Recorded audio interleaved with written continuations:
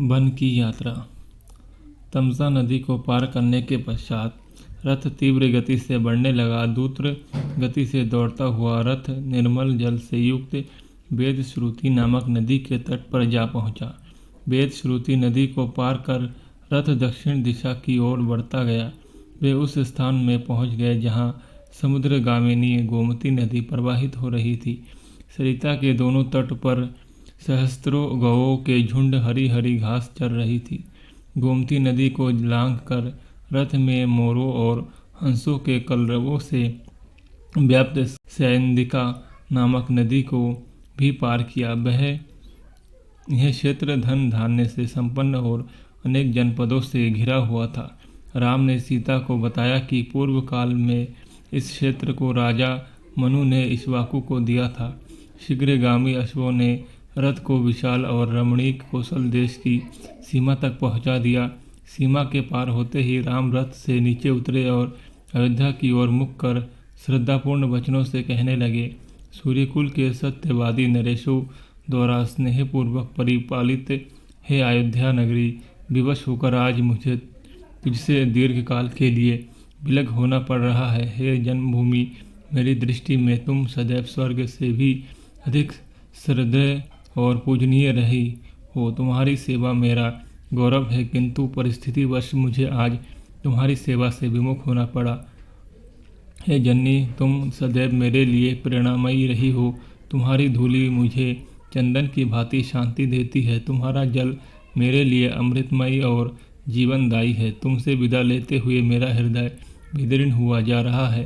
पिताजी की आज्ञा का पालन करके 14 वर्ष पश्चात मैं पुनः तुम्हारा दर्शन तथा तुम्हारी सेवा का सौभाग्य प्राप्त करूंगा। तब तक के लिए हे माता, मुझे विदा दो। हे माता, तुम्हें शत शत प्रणाम, कोटि कोटि प्रणाम। इतना कहकर राम ने अयोध्या प्रदेश की धूलि को मस्तक से लगा लिया। उनके नेत्र अश्रुपूरित हो गए, किंतु प्रयास करके उन्होंने अपनी भावनाओं को नियंत्रित किया और पुनः रथ पर बैठ गए।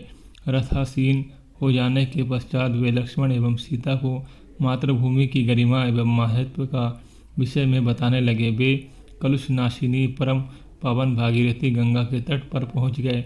उस सुरम्य वातावरण में वे बहुत देर तक चकित से खड़े रहे। उन्होंने देखा दूर दूर तक लहलहाते हुए खेत, नेत्रों को सुख देने वाली हरितिमा बिखेर रही है। वातावरण अत्यंत सुरम्य है। स्वर्ण कलशों से सुशोभित धवल मंदिर भक्ति की भावना को जागृत कर रहे हैं। वहाँ के समस्त आश्रम सामगान की ध्वनि गुंजायमान हो रही है। वायुमंडल हवन कुंडों से निकलने वाले धुएं से सुगंधित हो रहा है। अनन्य काल से ऋषि मुनियों द्वारा सेवित पवित्र भागीरथी कल कलनाथ के साथ द्रुत गति से प्रवाहित हो रही है। गंगा जल में हंस, कार्णव आदि पक्षी विहार करते हुए मधुर स्वर में गा रहे हैं, मानो वे गंगा की स्तुति कर रहे हो। त्रिपदगा पुण्य सलीला गंगा के दोनों तटों पर खड़े वृक्ष रंग बिरंगे पुष्पों से सुसज्जित है। ऐसा प्रतीत होता है कि वे अपने फूलों का अर्थ चढ़ाकर गंगा का अभिषेक कर रहे हैं। वे इस मनोमुग्धकारी छवि निहारने में लीन हो गए। कुछ काल के पश्चात राम सुमंत से बोले, मंत्रीवर, आज हम यही विश्राम करेंगे। अंगुदी के उस विशाल वृक्ष पर कितने सुंदर तथा आकर्षक फल लगे हुए हैं।